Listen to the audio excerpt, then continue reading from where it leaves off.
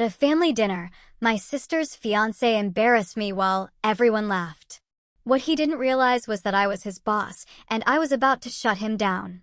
You know that gut feeling, that cold dread in your stomach when you just know something terrible is about to crash down on your life? I felt it the second my sister's new fiancé, Trevor, opened his mouth at dinner. What followed was a public humiliation that would expose a deep betrayal and eventually shatter our family. It was a quiet evening at my parents' house in suburban Chicago. The candlelight was flickering across my mom's fine china.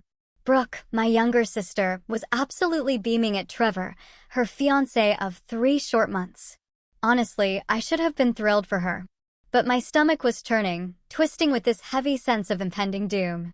I'd been traveling constantly for work, you see, and had only just gotten back to Chicago, so this was my very first time actually meeting him. "So, Ashley," Trevor said, leaning back in his chair with this obnoxious, self-satisfied confidence. The kind of confidence that screams, "I've already won at life." He continued, still working that little admin job downtown. The air just froze. My dad, Robert, actually set his wine glass down with a soft thud. My mom, Diane, cleared her throat, a little nervous cough. Brooke touched Trevor's arm, but he just didn't seem to notice. Or maybe he just didn't care. "I work in corporate management," I replied, my voice as even as I could make it, cutting into my salmon like it was the most important thing in the world. Trevor laughed. Not a pleasant laugh, more like a sneer disguised as amusement. It echoed a little too loudly across the dining room. "Corporate management? Is that what they're calling receptionists these days?" Brooke's face went scarlet. "Trevor, that's not. I'm just teasing," he interrupted, flashing this perfect, charming smile that had probably swept Brooke off her feet. "But seriously, Ash, when are you going to get a real career? You're what, 32 now?" Brooke's 28, and she's already made junior partner at her firm. Now, my sister does work at a small law practice, and she'd done incredibly well for herself. I was so genuinely proud of her. But Trevor's comparison? It stung. It stung in a way he couldn't possibly understand. Or maybe, just maybe, he understood exactly what he was doing. "Some of us took different paths," I said, quietly. "Different paths." Trevor snorted. "Is that what we're calling failure now?" My mother gasped. "Trevor, please." No, I don't mean it harshly," he said, holding up his hands in a mocking surrender. "I just think Ashley needs someone to give her a reality check. You've been at the same company for what, 8 years? No husband, no kids, barely making ends meet from what Brooke tells me." That last part. That last, casual comment. It was a betrayal that hit harder than anything else. Brooke had been discussing my life with this man. My struggles after my divorce 5 years ago, the smaller apartment I'd moved into, the careful budgeting I did every single month. "I'm doing fine," I managed to say, though my voice sounded hollow even to my own ears. Trevor leaned forward, his expression shifting to what he probably thought looked sympathetic. "Look, I'm in finance. I know people. Maybe I could make some calls, see if anyone needs an assistant or something. Entry level, but it would be better than whatever dead-end gig you're stuck in now." The room felt stifling. Too warm. I could see my father's jaw working, his hands clenched tightly on the table. My mother looked like she might burst into tears. But Brooke? My sweet, ambitious little sister just looked embarrassed. Embarrassed of me? "That's very kind," I heard myself say, hating how small and meek my voice sounded. Trevor clapped his hands together. "It's settled then. I'll reach out to my contacts tomorrow. Can't have my future sister-in-law struggling, right? What would people think?" The rest of dinner passed in a blur. I smiled when expected, nodded at appropriate times, and honestly, I died a little inside with each pitying glance from my parents. When dessert was served, barely an hour after this nightmare had begun, Trevor regaled us with stories of his latest promotion at Hawthorne and Associates, one of Chicago's premier financial consulting firms. "I'm basically running the entire acquisitions department now," he boasted, accepting a generous slice of my mom's famous apple pie. "The partners rely on me for everything." Honestly, I don't know how that place functioned before I arrived. I excused myself early, claiming a pounding headache. Brooke walked me to the door, her face a knot of emotions I couldn't quite read. "He didn't mean anything by it," she said softly. "Trevor just has a blunt way of speaking sometimes. He called me a failure, Brooke. He was trying to help." Her voice took on a defensive edge. "You have to admit, Ashley, you've been stuck in the same position forever. Maybe he has a point." I just stared at my little sister, the girl I'd helped raise after our parents almost divorced when she was 12. The teenager I'd tutored through calculus. The college student whose tuition I'd helped pay when Dad's business hit a rough patch. The woman I'd stood beside through her first heartbreak, her law school graduation, her first court case. "Maybe he does," I said finally, and left. The drive back to my apartment in Lincoln Park took 40 minutes. But I sat in my car outside the building for another 20, hands gripping the steering wheel, replaying every humiliating moment. Trevor's smug face. My mother's tears. My father's impotent anger. Brooke's embarrassment. My phone buzzed. A text from Mom. "Don't let him get to you, sweetheart. We love you." Then one from Dad. "That boy is an ass. You're doing great, kiddo." Nothing from Brooke. I climbed the stairs to my third-floor apartment, kicked off my heels, and sat down at my laptop. The screensaver showed a photo from last year's company retreat in Napa Valley. Me, with my executive team, toasting our record-breaking quarter. My title at Whitman Consulting Group wasn't corporate management. It was Chief Operating Officer. I'd built my career over 12 years of 80-hour weeks, missed holidays, and sacrifices my family knew absolutely nothing about. I'd chosen to downsize my apartment not because I was struggling, but because I was saving aggressively for early retirement. I drove a sensible Honda instead of a luxury car because I found the whole bull market game exhausting. And I kept all of this private because I'd learned the hard way that money, well, it changes relationships. After my divorce from a man who'd only ever wanted my growing salary, I decided to keep my professional success completely separate from my personal life. My family knew I worked at Whitman. They didn't know I was the second highest-ranking executive in a company that billed $500 million annually. I opened my secure work email and searched for Hawthorne and Associates. My assistant, Priya, had sent me briefing documents 3 weeks ago. Whitman was acquiring Hawthorne in a deal that had been kept highly confidential until all the pieces were in place. The merger would be announced next month, and I, as COO, would oversee the entire integration process. I had final say on all personnel decisions during the transition. I scrolled through the Hawthorne employee roster, and there he was. Trevor Matt, Senior Analyst, Acquisitions Department. Not a director. Not even a manager.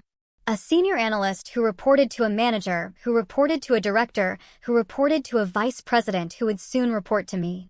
The man who'd spent the past hour telling my family how important he was held a mid-level position in a company of 300 employees. I should have felt satisfaction.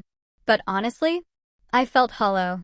This was my sister's fiancé, the man she planned to marry in 8 months, the father of her future children. Destroying him would destroy her happiness.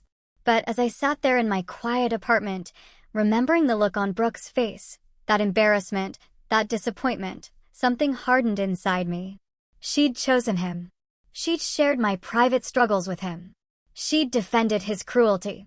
I opened a new document and began typing.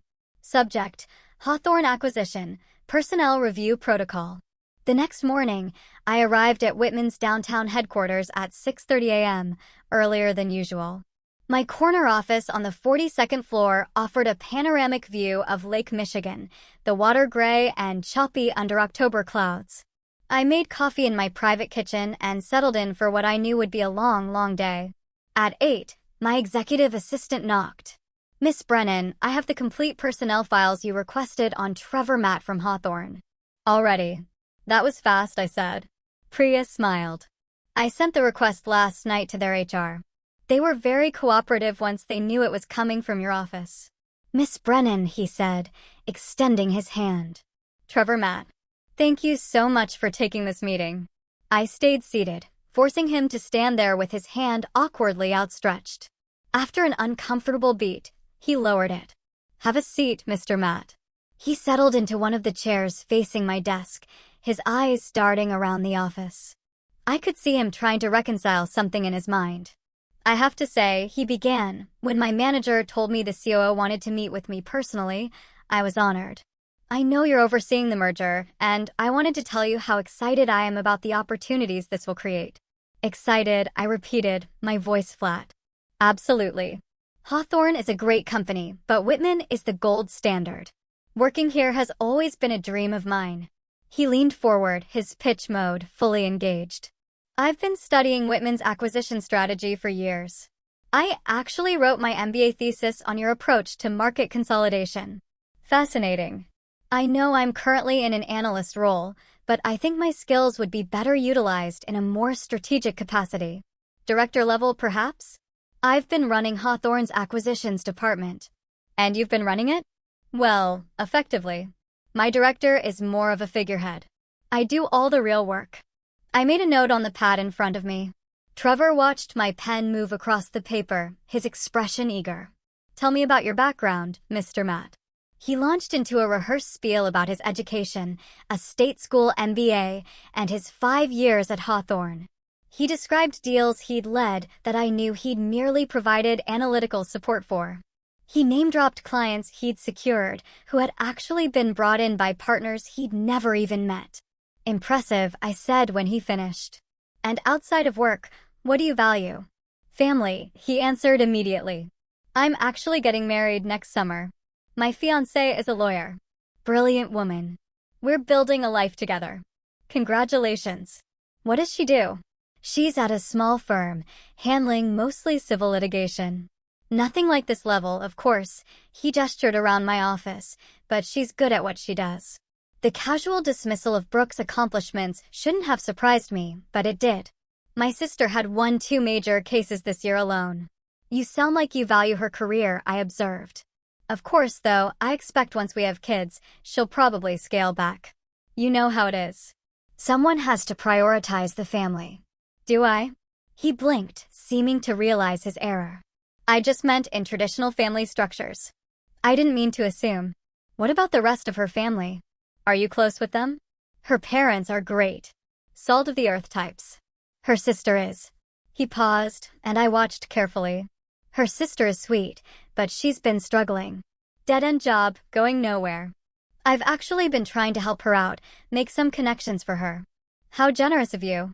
It's the least I can do. I mean, she's family. Or she will be. He flashed that smile again. Between you and me, I think she's a little jealous of Brooke's success. There's definitely some tension there. My hand tightened on my pen. Jealous. It's understandable. Brooke has everything going for her, and her sister is just stuck. It's sad, really. I let the silence stretch. Trevor shifted in his seat, his confidence beginning to waver under my steady gaze. Mr. Matt, I'll be direct. The merger means redundancies.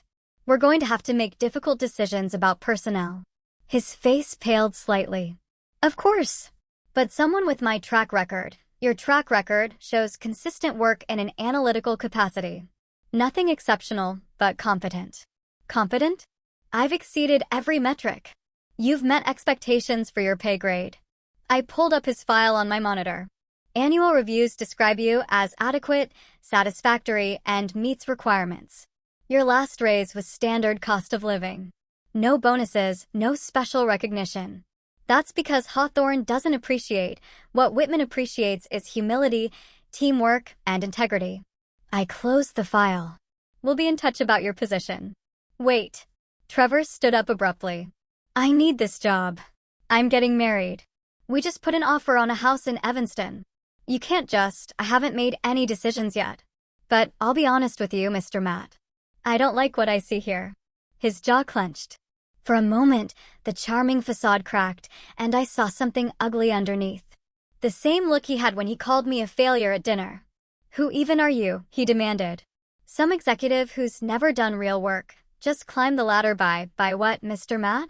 He caught himself, but it was too late. Nothing. I apologize.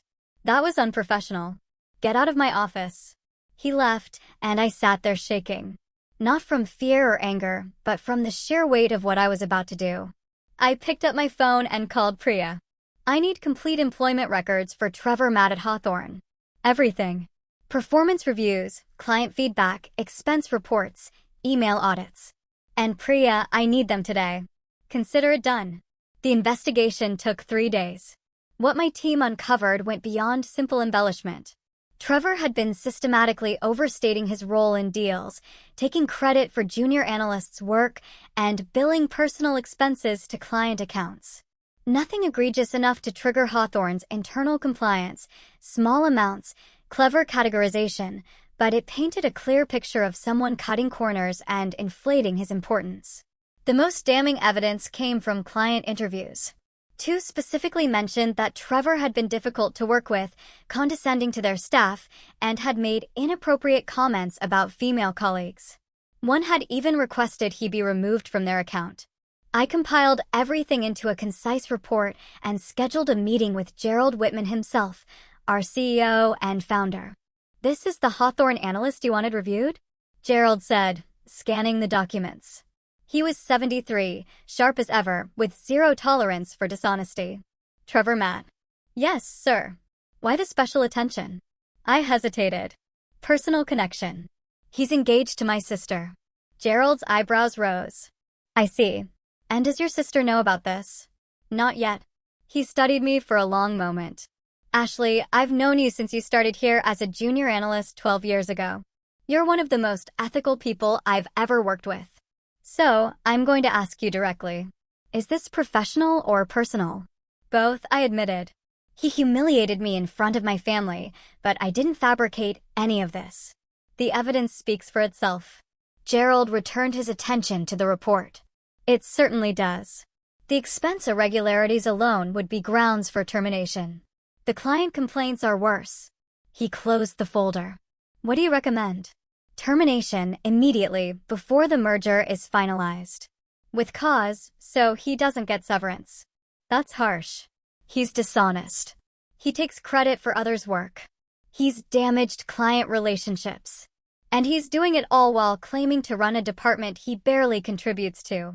I met Gerald's eyes. "If you weren't marrying my sister, would you question this decision?" "No," he admitted. "I'd already have fired him. Are you prepared for the fallout?" "I don't know," I said honestly. "But I know what's right." "Then we're in agreement." Gerald signed off on the termination order. "HR will handle it Monday morning." It was Friday afternoon. I had the entire weekend to prepare for the fallout. I left work early and drove to my parents' house. Dad was in his workshop, building a bookshelf for Brooke's new place. He looked surprised to see me. "Everything okay, kiddo?" "I need to tell you something about my job." I explained everything. My actual title, my salary, the lifestyle choices I'd made to keep it private. He listened without interrupting, his expression shifting from confusion to understanding, to something like awe. "Why didn't you tell us?" he asked finally. "I wanted to be loved for myself, not for what I could provide. After your ex, that bastard, he married you for your money." Dad's voice was hard. I should have seen it. Nobody did. It made me cautious about sharing too much. I took a breath. Monday morning, Trevor is going to be fired. Not because of what he said at dinner, but because he's been dishonest at work. There's been a full investigation, but Dad, Brooke is going to think that you did it out of spite. Yes. He pulled me into a hug, sawdust and all. Then we faced that together. Mom took it harder when we told her that evening. She worried about Brooke, about the wedding, about family harmony. But she also asked why I hadn't trusted them with the truth. "We're proud of you no matter what," she said, tears streaming. "Admin job or CO. You're our daughter." "I know, Mom. I'm sorry." "Don't apologize. Just promise me you'll try to help Brooke through this. Whatever Trevor's done, she loves him." I promised, though I had no idea how I would keep that promise. The weekend crawled by. I tried to distract myself with work, with cleaning my apartment, with anything that would keep my mind occupied. Sunday evening, I barely slept. Trevor was terminated at 9 a.m. Monday morning. By noon, after he cleared out his desk and left the building, my phone rang. Brooke's name flashed on the screen. "How could you?" Her voice was ragged from crying. "He just called me from his car, devastated. They fired him, Ashley, right before our wedding." Right after he put down earnest money on our house. Brooke, this isn't because of dinner, is it? Because he hurt your feelings? You're so petty that you got him fired. It's not. That's not what happened. Then explain it to me, she screamed. Explain how my sister who I've loved and supported my whole life, could destroy my future. I tried to tell her about the investigation, the evidence, the fact that I hadn't even known Trevor worked for a company we were acquiring until that dinner. But she wasn't listening. She hung up on me twice. The third time, she didn't answer at all. 3 days later, an envelope arrived at my office. Inside was an invitation to Brooke's wedding, scheduled for 8 months from now, next June. It had a handwritten note. You're no longer welcome. Don't contact me again. I called my parents. Mom was crying. Dad was angry at Trevor, at Brooke, at the whole situation. She won't listen to reason, he said. She's convinced you orchestrated this out of jealousy. Maybe I did, I whispered. Maybe I could have just transferred him to a different department. Or no. Dad's voice was firm. You did your job. You held someone accountable.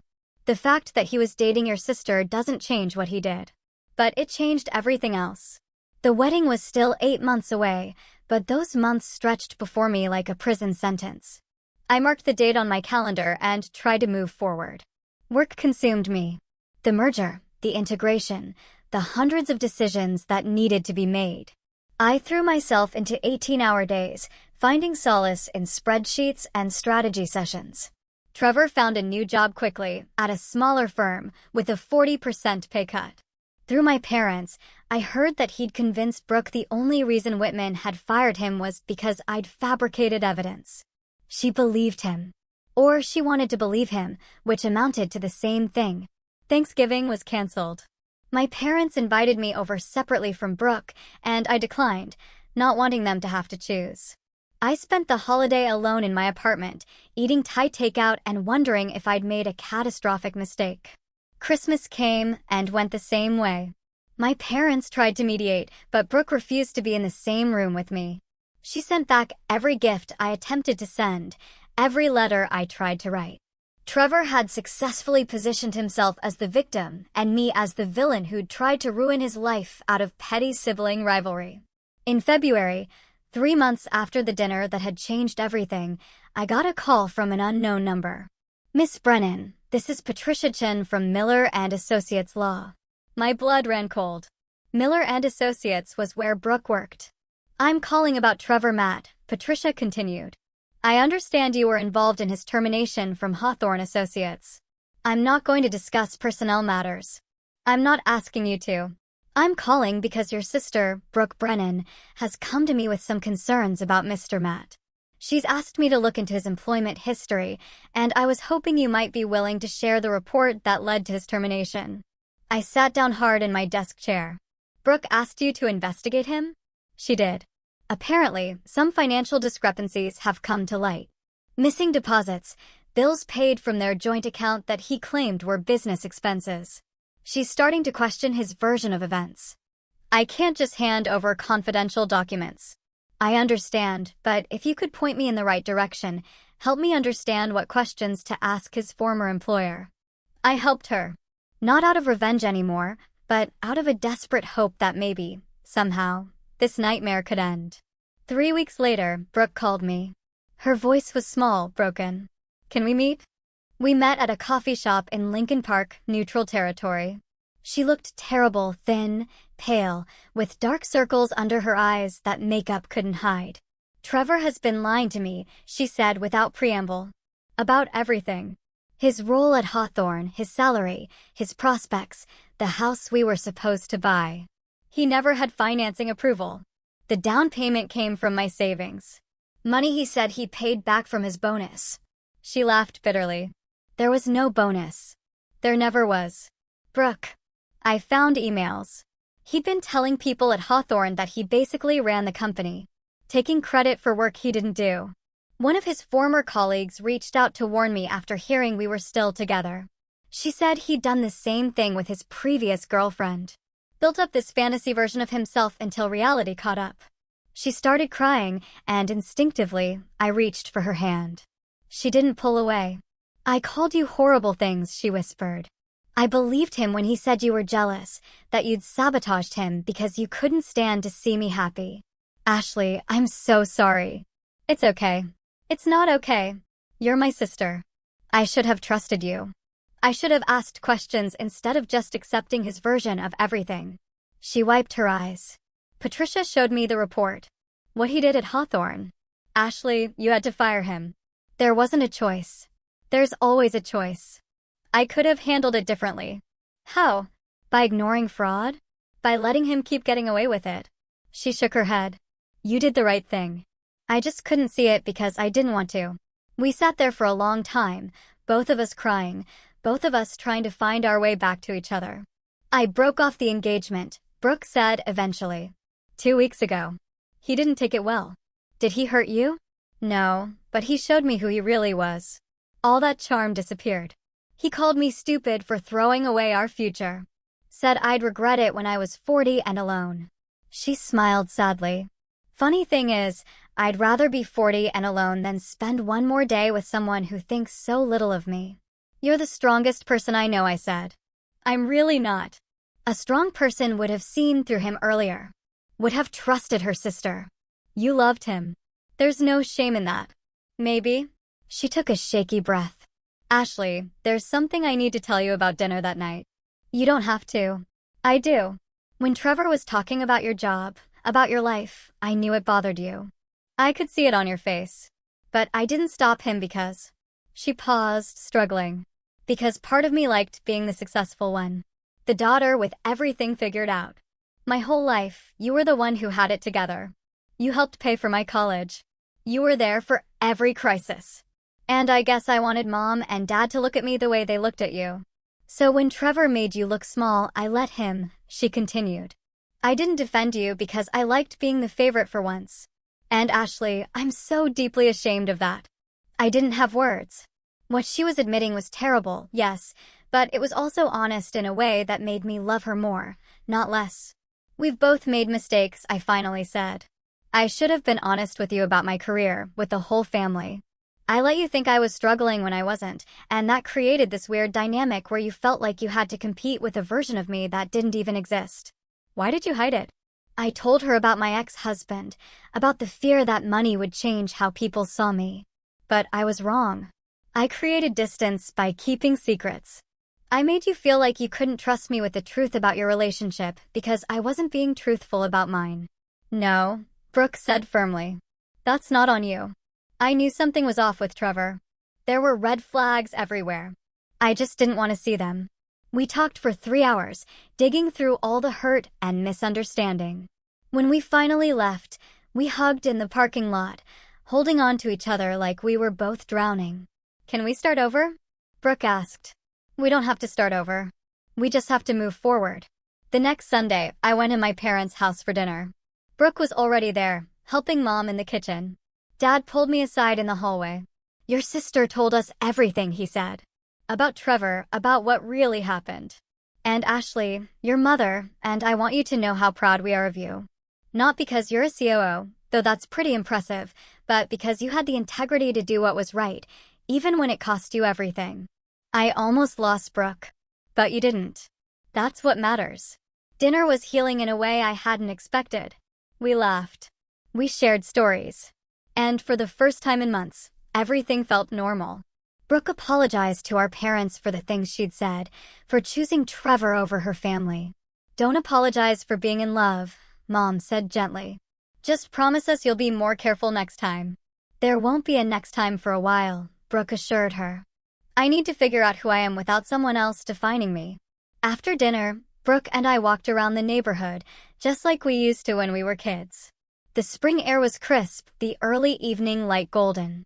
Can I ask you something? She said. At dinner that night, when Trevor was saying all those things, did you already know you were going to be overseeing his company? No. I found out later that night. But you could have told him right then. You could have humiliated him in front of everyone the way he humiliated you. I thought about it. I admit it. But it wouldn't have changed anything. He would have just made excuses or accused me of lying. And I didn't want to make that moment about me. It was supposed to be about you and your engagement. She stopped walking. I don't deserve you as a sister. Stop. We're in this together, okay? No more competing. No more secrets. Just us. Just us, she repeated, and we kept walking.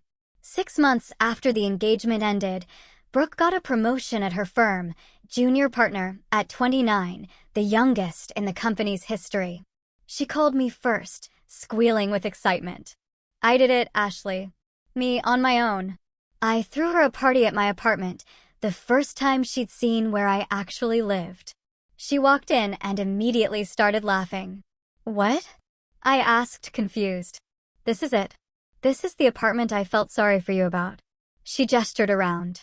Ashley, this place is amazing. It's small, but it's Lincoln Park. The finishes are gorgeous. I thought you were living in some sad studio in a bad neighborhood. I downsized on purpose, I explained. Early retirement plan.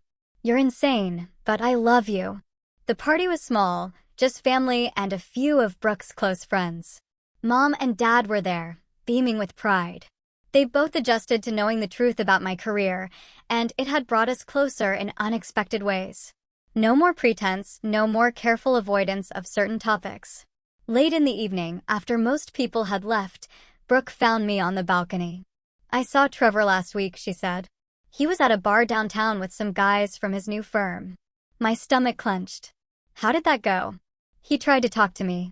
Said he'd made mistakes, but he wanted another chance. She leaned against the railing. I told him no. And you know what? It felt amazing. I'm proud of you.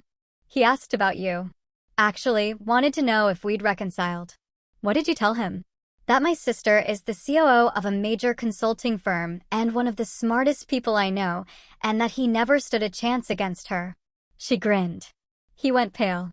I think it finally clicked for him. Brooke, don't let me have this moment. Her expression turned serious. Ashley, I need you to know something.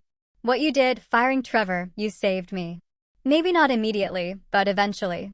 If I had married him, I'd have spent years trying to prop up his ego while he tore down mine. You gave me a chance to see who he really was before it was too late. I didn't do it to save you. I know you did it because it was right, but it saved me anyway. We stood there in comfortable silence, watching the city lights reflect off Lake Michigan. Two sisters who'd almost lost each other, who'd found their way back through honesty and pain and love. Hey, Ashley, Brooke said softly. Thank you. For what? For being the kind of person who does the right thing even when it's hard. For teaching me that integrity matters more than appearances. For loving me enough to let me hate you for a while. I put my arm around her shoulders. That's what big sisters do. No, she corrected. That's what you do. And it's why I'm going to spend the rest of my life trying to be more like you. Looking back, I can't say I have no regrets. I wish I'd been honest with my family from the start. I wish Brooke hadn't had to learn such a painful lesson. I wish Trevor had been a better man, if only so my sister could have had the happiness she'd been seeking. But I don't regret doing my job. I don't regret holding someone accountable for dishonesty, and I don't regret the way it forced all of us, me, Brooke, our parents, to finally be real with each other. Trevor's career continued its downward trajectory. He bounced between firms, never staying anywhere long enough to move up. The last I heard, he'd left Chicago entirely, claiming the market was too competitive. Part of me felt sorry for him, but mostly I felt relieved that he was no longer my problem. Brooke thrived. She became one of the most sought-after attorneys in her specialty, won cases that made headlines, and built a reputation for being both brilliant and ethical. She dated occasionally, but focused primarily on her career and herself, healing from the relationship that had nearly derailed her life. As for me, I stayed at Whitman Consulting Group. Gerald retired 3 years later and recommended me as his successor.